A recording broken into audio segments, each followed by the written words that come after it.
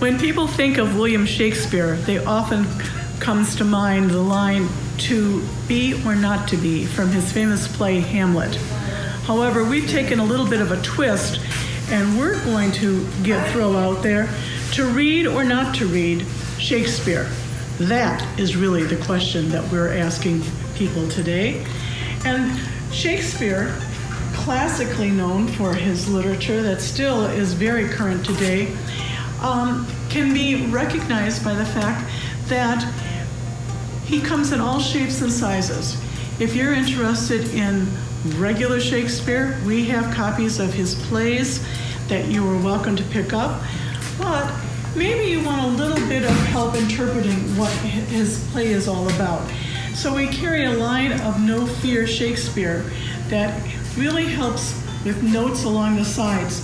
And not only high school students, but adults who maybe forego Shakespeare earlier in their careers have decided that they want to take a look and really understand what the bard had to say to them. However, there's another press, Hogarth Press, who's made it their objective to introduce Shakespeare to the world as we know it today. And so they have asked a number of very reputable authors to take the concept of a Shakespearean play and turn it into a contemporary novel.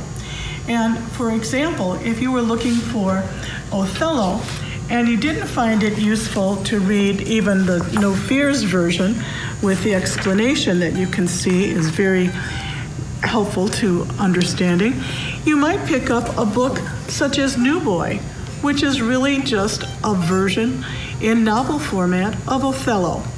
The same thing can be said of Macbeth, which Joe Nesbo goes right ahead and calls Macbeth on the cover. Edwin St. Aubyn has written Dunbar, which is really King Lear, and probably Margaret Atwood, who's getting a lot of attention for Handmaid's Tale, now that it's on Netflix, was one of the very first. She took The Tempest and turned it into Hagseed.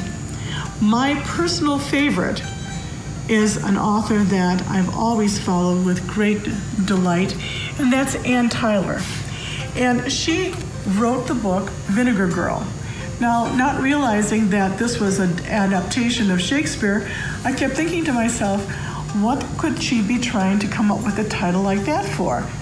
Well, once I realized that it's her version of The Taming of the Shrew, I dove into the book and truly, truly enjoyed it, as I think you will as well.